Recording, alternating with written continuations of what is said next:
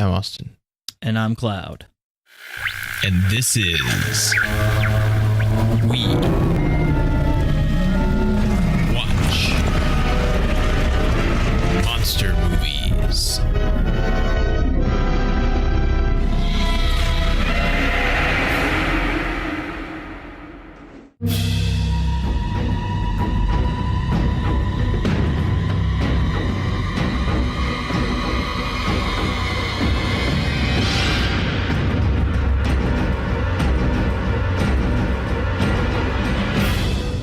Today's movie is Gargantua. Gargantua is a 1998 television monster film directed by Bradford May, starring Adam Baldwin, Julie Carmen, and Emil Hirsch.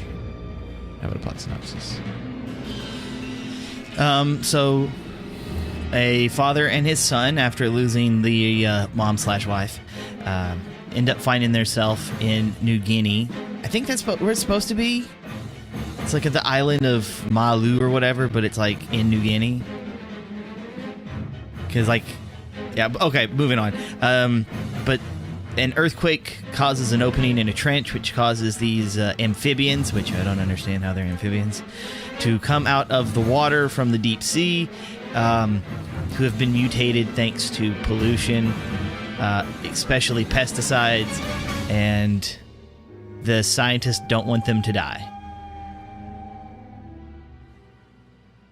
Uh-huh. Now, from what I could find, I couldn't actually find anything for like Malu or whatever. Malau. I couldn't find anything for Malau. And everything that got close was either a artist or it was just like, hey, New Guinea. And so I'm like, okay, well, that looks as close as I can get. So I was like, okay, well, what I wanted to look up was like the pollutions and any amphibian mutations. And the pollutions that it always wants to lead with is just like the coal mining and any of the chemicals caused or used for the coal mining is what's dumped. So not pesticides. Yeah, I think they dumped a bunch of stuff here because he looked on the internet and found like facts and stuff. Yeah, he says, and this is in '98, so it's a bigger deal to look for things on the internet, I guess. I'm surprised they have internet on this like island where there's only one restaurant and yeah, everything's kind of made of straw, it looks like, and the dude who owns the restaurant and is like the president. Yeah. That's probably not an actual thing. And if it was, because what they say it is, at least part of what it is when they stopped the widespread use of DDT, they like dumped it here and there, and one of the here and there's was here. Mm-hmm. Which here we are with DDT again. Yeah. And it does not glow. It is not radiation. No. But the barrels on the bottom of the sea are leaky and glowy, and it's kind of dumb. Yeah. They should have just left it vague and just, unless there's some kind of pesticide message here, but they never bring it up again, so It doesn't seem like there is. Well, okay, so that's one of the reasons why I like this movie, is because even though it kind of has one of those environmental things going on for it, it's more of a cause, not so much a save the planet kind of movie. Well, it's really general. It's like, well, we shouldn't kill this animal because we don't know how many there are. Yeah, and it's not like it's poisoning stuff. You know, so it's just an animal. It's not like an actual mutation. The thing that they say it's amphibian, which it does walk on the land and everything, but there's no land to be walking on if you're trapped in an underwater trench current thing. Yeah, there's some weird stuff that they say. Like he says, like it won't eat the crabs and food and stuff because they're ocean food or something. And he says if he doesn't eat this, then we'll switch to a terrestrial diet, by which he seems to mean things from on land, which I guess include cheese balls. But they're not from on land. They live in the sea, like in the ocean, like deep in the ocean, which I guess there aren't crabs there, but it's not, they don't want to eat ocean things because they eat land things because they've never been on land before, as far as we know. I mean, there's land down there. It's like a mountain range, but it's not dry land. It's not dry. Everybody's swimming. So that part I didn't really understand. It was kind of like they went both ways at the same time. Now, other than because we get to see four of the bodies. We get to see the tiniest one, an adolescent, I guess adult female, and an adult male. Mm-hmm. And the only one that seems to move that doesn't look weird is the infant, like the tiniest one, which is outrageously adorable. but whenever they were talking about the DDT, all I was thinking of is, I guess it'd be better for them to be mutated because of DDT than DDR, because then they would really have a trouble on land. You just see like the lizard salamander thingy, like just dancing across the beach, killing all of the Marines. Like, how are we going to stop this? There's music playing in the background. And I don't understand the cheese balls thing either. No, I don't know. And it's not a brand that I recognize. Like, it has a name on it, but it's not something that I know of. So it doesn't seem like it's a tie-in or anything, because it's not like Cheetos brand cheese balls or what's the brand? They come in the big barrels. Utz. I think Utz makes them, the pretzel people. Huh. It's not like one of those. Maybe something foreign, some generic looking thing. Well, it could be because they're in like, New Guinea area. Well, they're actually in Australia though, when they're making it, so it could be an Australian thing. Now, something that I was thinking about. Now, this is something I thought about when I was a kid watching this. Was I didn't know what DDT was then. And so whenever I saw the barrels, I thought it was like oil pollution. Like they were just throwing like barrels of oil, like, oh, this is like stuff we don't need. And they were just throwing that in there. And like, cause like cheese balls are oily, they're junk food, they got all this stuff to them. And I was thinking that was supposed to be a thing. Doesn't seem like. And then it's just like, oh yeah, no, it's not. No, it's just glowing DDT. Yeah. They really move away from the earthquake thing, like real fast. Like we get one earthquake really early, which is the whole reason that him and other scientist guy are there, is to both directly study the earthquakes and also study the effects of the earthquakes on other things. And we get one earthquake, we never get another one, and they never even like mention like, oh, this is weird, we don't have any earthquakes anymore. It's the reason that there's the split in the mountains so that the things can get out. But there's the one that's like at the very beginning that's like really minuscule. Yeah. But then there's the big earthquake where it happens right before they do the we have a submersible. Titanium submersible. Was that what that was though, or was that supposed to be the creature thing? No, it was an earthquake.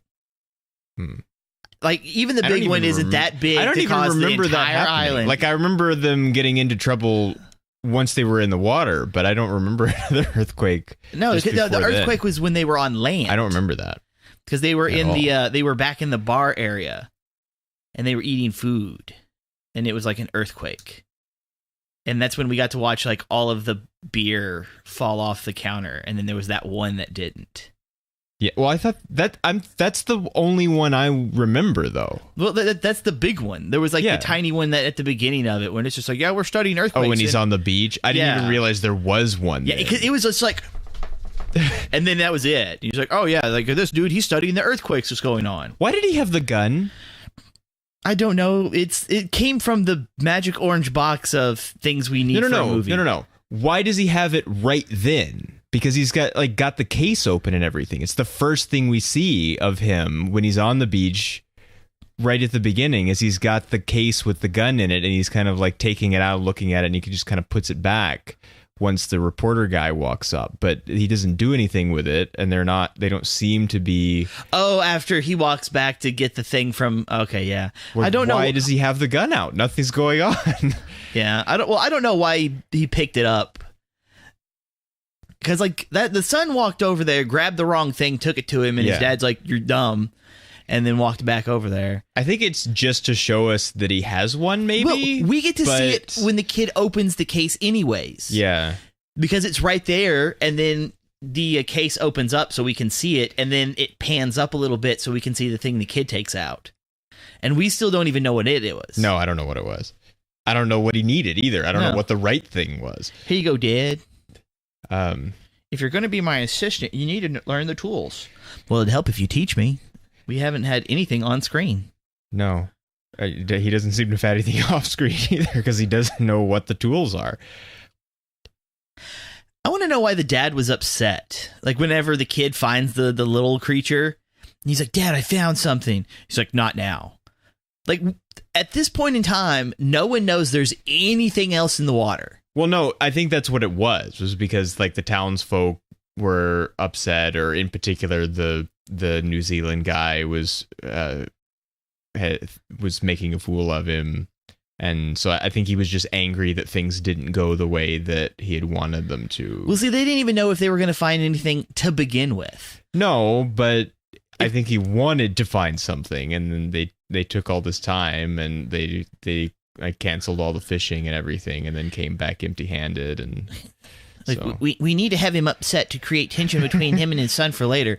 Well, there's like it's 4 other opportunities. Like he says eventually that he doesn't tell him because he said he couldn't be sure that it wouldn't get killed. But he had 2 or 3 other times he could have told him. Yeah. And he just doesn't. Like it kind of goes away for a while and then it comes back. And then eventually he does tell him after he's been lost in the jungle for a while and no one knows where he is. Which she says, I looked everywhere, which clearly she didn't because she didn't find him. I looked everywhere in town. That's where. And he's not in town. The New Zealand dude and the 2 lackeys that he hired. Yeah. His crew, yeah. They're not good villains. Not really. I mean, they don't have... I guess they do cause significant damage to the plan because they let the one out that they were going to use, and so it means 2 more attacks before they can bait, and they have to keep coming up with more plans where they just left it alone instead of wanting to make money. I totally would have shot him. But, well... I'm going to pull out a harpoon gun on you. Like, no, I've already shot you at least twice. I saw what you were doing. And he causes trouble again at the end. I want you, and I want the creature, and I want your son. Why do you want the son? To make sure he gets away, I guess. I mean, like, no. He escalated really quickly from, like, I guess, poaching, maybe? Although it's not, like, a protected species yet, because we don't know what it is, and it's the first time we've ever seen one. But something like poaching to then also kidnapping, and I guess he's really desperate by that point, so he's not really thinking, and he's just like throwing crime at the wall, but seeing what sticks. It's a big escalation. Like, I'm gonna kidnap this animal that no one knows what it is, so probably no one will miss it after a while, to I'm gonna kidnap this kid right in front of his dad and like 3 other people. So oh yeah. And we know who it is. It's not like we don't know who he is. He's a and if he disappears, we're also going to wonder about him in the town because he's kind of a fixture of the town. Uh-huh. Like he catches the fish for the one place to eat in town that's also owned by the president, and so it was that day's catch. So hopefully, he's easily replaced. Suddenly he's gone. People might be suspicious. Now we have, in addition to more DDT, we also have another Haskell. Like the sergeant that who then has, I guess, something like someone else under him, like Haskell and his workmen, another Marine, are assigned to follow them into the jungle to find the little one with the kid. And so we have another Haskell in back-to-back movies. He doesn't have nearly as hard a job as Earth versus the Spider Haskell, though. They didn't have to like blow up a mountain and then dig it back up again. Yeah, this one's much easier. They just had to walk around and make sure nobody got killed for a while. Yeah, just carry this flashlight and don't be. And I don't think he didn't get killed, did he? Haskell didn't get killed, and not that we saw his other Marine. All right, so for the Marines, They make a comment about, like, they signed up for action, but they weren't told what kind of action. And it ends up being they're having to fight a giant monster. Yeah. And all I'm thinking of is, like, I don't know. Like, if anyone in the service hears this, I want you to answer my question.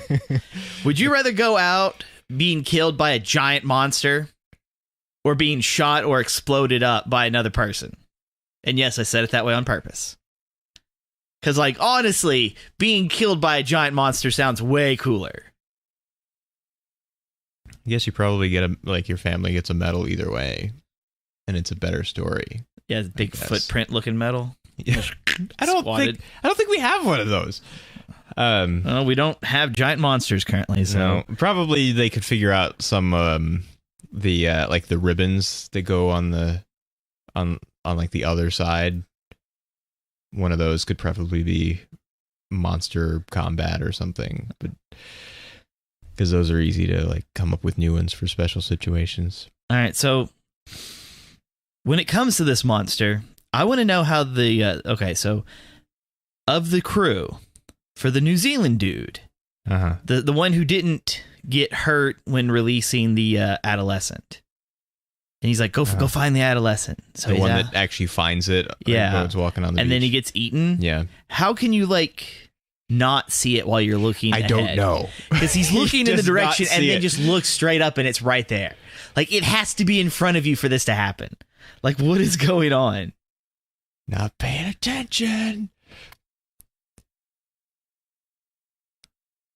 So, I know some of this is, like, not that great television budget late 90s CG, but some of it is also like animatronic according to the credits. But is all of it like, are we looking at Suit Man technology at any point here? Or it doesn't look like Suit Man technology, especially for the big ones, because the legs are too wide.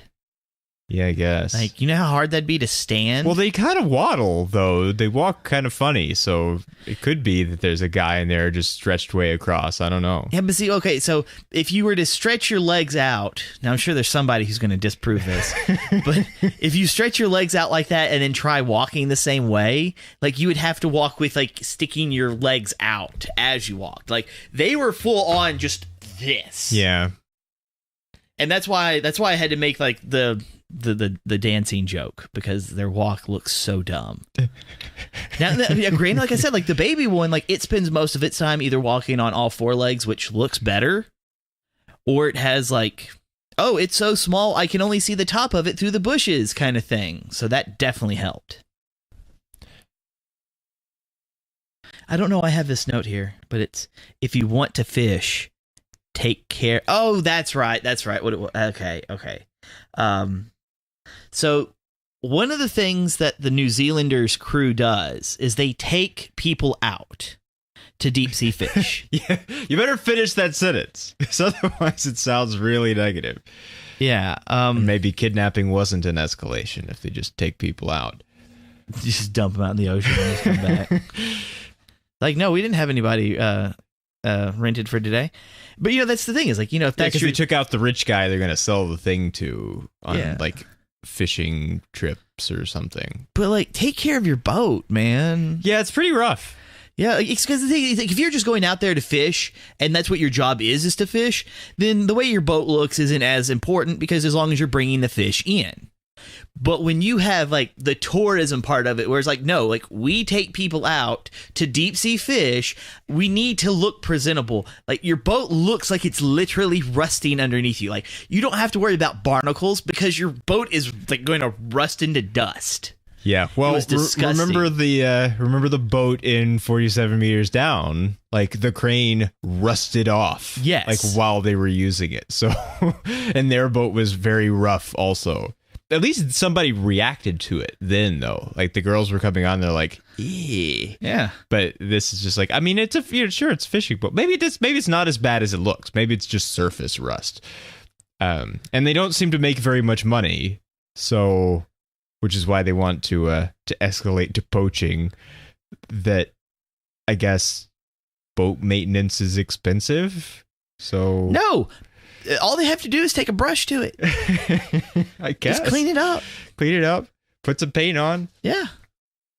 I'm not saying you have to like strip it down and like replace parts. Just clean it. Some bleach would go a long way. So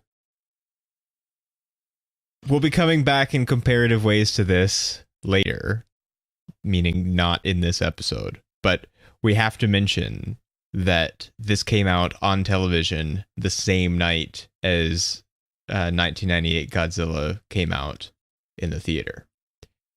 So you could stay home and watch this, or you could go out and fight the crowds and watch Godzilla in the theater. I'm assuming there were crowds. There probably were opening night. I don't think I went opening night. I think it was a little bit later. I don't think I went at all. I don't have a memory of it. I think I saw it later. Well, that'll be a story for when we do that movie. Yeah. Okay, so the female, the mom creature, comes to shore, and I guess it's just monster physics, because she'll step like beside a boat, and the boat will just like, and like we're not talking about like a ship kind of boat. We're talking about like a dinghy or something. You know, like the one person in the front, one person in the back. You pick it up, you walk it over to the shoreline. You get into it, you push yourself off. You know, small boats. And she'll step beside it, and you can just watch it like a pong, like off into the distance and like land on people. Like, what kind of magic monster power is that? Yeah, like the 2 Marines that die get killed because a boat fell on them. Yeah. From a distance. Yeah. It's not like they were standing by the boat and she kind of knocked it onto. Like, no, it was like 2 blocks. She like steps on it and it just like catapults. Yeah, it's really silly. Gets full spin and just lands on them. Like, at this point, they should be proud that's how they died. That's magic. All right? It seems like that's that they wanted a bigger... They wanted to feel like they had a bigger monster than they had.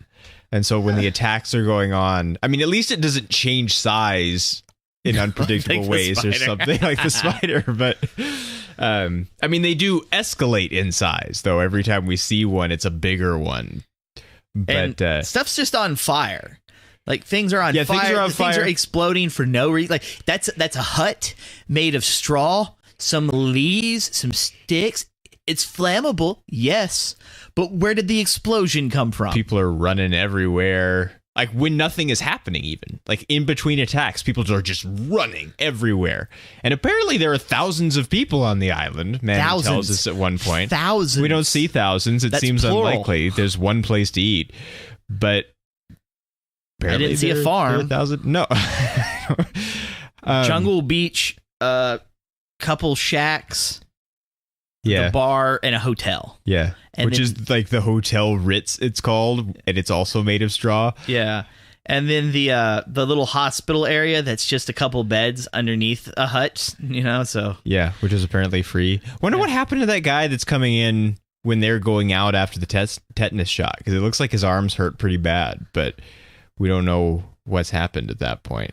Picks up knife, immediately cuts himself. Oh yes, we have to talk about that. He picks up a pocket knife that's like half open on the beach, and his dad is like, "Be careful!" And then he's just like, "Ah!" And he just somehow just touches the blade and cuts himself. Well, it doesn't even look like he's touching the blade itself. It just looks like he's like trying to like pull it all the way open. Yeah, and you can he's see just bad at it. And you can see where his hand is. So it's not like he's touching the blade like someone just sticking their thumb on top of it to push it back or something. Yeah. Because you can see him try to pinch it and pull it back. So it's like the only thing I can think of is that it's so sharp that even though it looks nasty and like grimy, it still cut him through that. But where was the blood? Yeah, I don't know. Not even a drop. I know this was made for TV. I mean, you can still. Well, people get killed though, so he can have a little blood on his finger. So the woman who is the like nurse person, and then is just kind of the companion character in later parts of it. If you want to call her that. Yeah, she just, I guess there's no medicine to practice right then because everything's falling apart, but she's just like sitting in the restaurant, and then he comes over, and then she's just with them for the rest of the movie. She was nominated for an Alma Award for Outstanding Individual Performance in a Made-for-Television Movie for acting. Which I didn't have any problem with her acting, but I didn't just sit there and think like, wow, look at that acting. Like I just didn't happen to notice it. Well, how many other movies were made for television in 1998? I feel like several, probably. I don't know. As far as I know, it is the only award that came out of this movie. Is this the one? I can't remember now because it's been some time. Is this the other thing that we figured out you were talking about that wasn't Creature? Yeah, okay, see, I was just about to say that. Okay, because so I didn't watch this movie on TV. I watched this movie because it was recorded on a VHS tape that was given to me that I also used to record Creature. So I had both of them on one cassette tape. Because you can fit 6 hours. But this is the one like that we spent like 10 minutes at the end of an episode looking for what it was called. Exactly. Yeah, okay. This is it. This is the resolution. Because that's I don't remember what episode it's on, but it's at the end after the music of an episode that precedes this one by several months at least. I feel like it's pre-October probably also, but maybe. I'm not for sure. So this here it is. This is that. You know, with the acting, you know, and the award and everything, it sounds terrible, but I don't really like children actors. I don't find them to be that good. Well, we've talked about this before. Yeah. They don't have much opportunity to be good because acting is experience, and they are limited in experience because they are kids. Yeah. Sometimes they're good, but mostly they're okay to not good. Yeah, and so when it comes to it, there's been a few exceptions, so we'll ignore those exceptions, and we're just going to talk about what's bad. And, well, this is Emil Hirsch, who would eventually be Speed Racer, among other things. Well, maybe he should speed race past the part where he was trying to cry and act at the same time. Because, okay, so that's it's not fair. I don't know if this is fair because it wasn't that bad. It was a little weird. It did come off as a little odd, but he looked much more upset than he sounded. Yeah, I think and that's is what the it problem. Was. You know, it's like they just poured like a bucket of like cry slime on his face, and then he's like, "All right, I'm all teared up now, Dad. I love you. Don't leave me." Like, okay, we have to redo this. That's not good. See, there is that's the thing. We don't get an environmental thing here, really, even though there's a pollution angle, kind of. But it's only really just in like we have to justify the existence of the creature somehow. So some evil corp dumped pollution in the ocean. Here it is.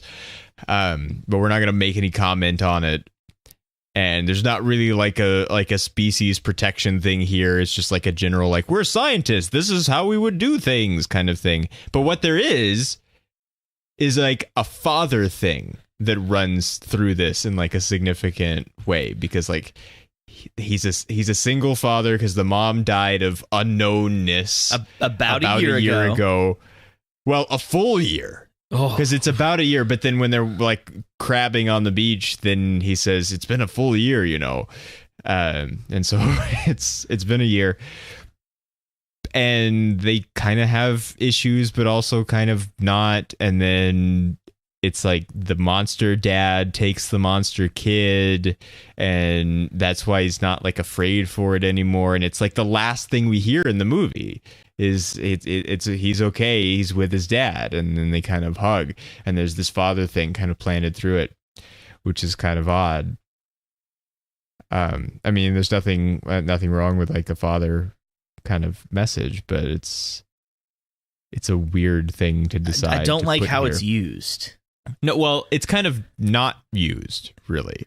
They just mention it from time to time. Well, that's how it's used, and that's not good. No, it's like, but his mom's dead. Yeah, and Which, like, because the thing is, like, the best way to look at it is like, okay, so you have the baby, you have the adolescent male, you have the mom, and then you have the dad, at least. So this kid has no other siblings. No, so we don't even get like the full like mirrored relationship in the creatures or anything, because it's just a dad and a kid. Yeah, and then you have like, oh, it's a dad and a kid and an even smaller kid. The mom creature does die, and like that can be so there sad. is that, I guess. But the brother one makes it weird because he doesn't have a brother. It's like, oh yeah, we know he's the brother, but we don't want to acknowledge him. It's like, but you've seen him. You've been on the cage. You've helped me feed him. Like, you know he exists. We don't talk treating him like he ain't real. About the brother. I know we don't talk about the brother. And the brother lives also. Yeah. Like he gets hurt because he gets glanced with a harpoon somehow. It doesn't look like it hits him. No. But then he bleeds anyway. The CG hit. It's but yeah, it's kind of odd. All right, now I'm gonna finish my little thing off, my little tangent, with the biggest faux pas of the movie. Around the very end, as the kid is being dragged into the ocean because he's like caught in the ropes and everything, and his dad jumps in to save him, and then you see the little creature, and the little creature jumps in too. And you kind of think, oh, is the creature going to save him because this kid saved it? And no, it does not. No. The dad manages to save him, and they start going up, and then just in the middle of dying, he just stops dying.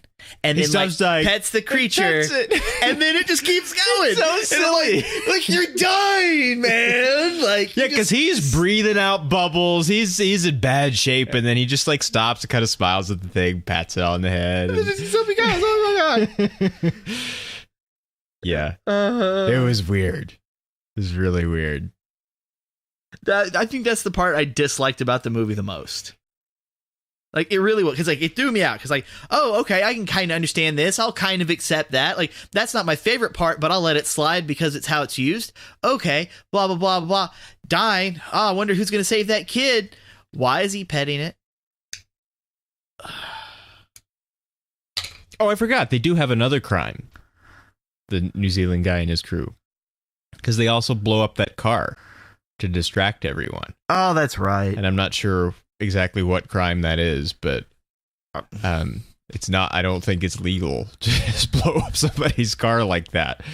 So he's really obvious too, because he's the only one walking the other way when everyone anywhere nearby is running to check out the exploding car, and he's being like real, like obviously casual, you know, like I'm gonna put my hands in my pockets and kind of like whistle as I walk this direction because there's nothing to see here. He doesn't literally whistle, but he might as well.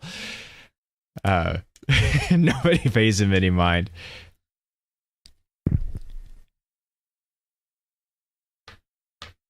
What is that? Like, no, like what would that be charged? I don't know. Now it would probably be terrorism, but I don't know what it would have been then. Like, you know, it'd be really weird if that was his car. He blew up his car for the chance to make money. Why would they need a car though? Like, they have a boat. Like, all they do, they don't go anywhere except on the boat. So in contrast to Peter Benchley's Creature, which was a book first and was then a television movie. Wait, did we do Peter Benchley's Creature on the show? No. Yeah. But we've just mentioned it. No, did we watch it in this house? Not in this house. Okay, no, we watched it in the apartment in college. We haven't watched it since. Okay. You might have, but we have not. This was a television movie and was then novelized into a book and published. So there is a book of this, but it comes after. It comes second, and it was written under a pseudonym for a guy. So he didn't even write it under his own name, which is kind of odd. Published by Tor, though, publisher of much science fiction that has been published, especially in paperback.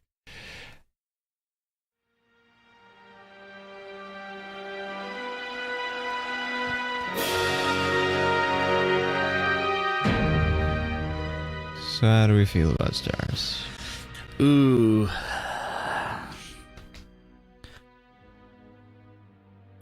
I don't know if I want to give it a strong 3 or a weak 4. Because I like watching it, but it's not inherently good. I think I'll stick with a strong 3. There's tons of room for improvement. I wouldn't say a strong 3, but I think I do like it better than I did Earth versus the Spider. So I think I will give it a 3, but not a strong 3. It's not. I mean, that's a funny way to phrase it because you're like, it's not inherently good, but. So like, I want Fox to like remake this again for TV. I feel like they probably won't. Probably not. Maybe they should. Maybe somebody should adapt the book into a movie. Like, never mind. Somebody already has a script of this that we adapted into a book. We'll just adapt the book. We'll just readapt it.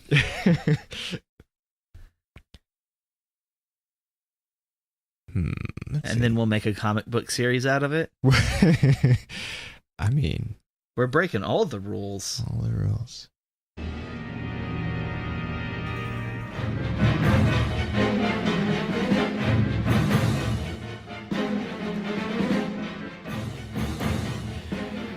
Yeah, that's all I have to say about Gargantua. Which no one ever says. No. They never really call it anything. Nope. They like, oh, it kind of reminds me of a salamander. Yeah. It's got stripes, so that must mean it's a male. They're making big assumptions about this, like, weird mutated creature thing they don't know anything about. No, they're not making big assumptions. They're making gargantuan assumptions.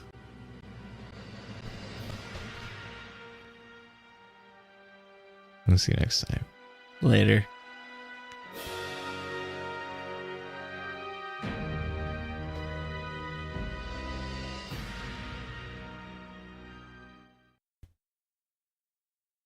I was trying to think of a way to like include that as a word pun joke in this, and I was like, I can't think of anything to actually get it to work together, so I'll just skip it. And then like when you said that, I'm like, opportunity! You know what they did have, kind of? Bazookas. Yes, like little mini bazookas. I mean, they were laws, but yeah, it's like the modern bazooka, except you don't reload it. I'm just waiting for somebody to like have a grenade and a slingshot. Like, we don't have a grenade launcher, but I've got this heavy duty slingshot. That's not a grenade. That's a baby. Say what now? I'm thinking of the mod for the Fat Man on Fallout. You can actually replace the explosive device with a model of Baby Sean. So whenever you launch it, it's a baby, and it explodes. And so yeah, it's not a grenade. That's a baby.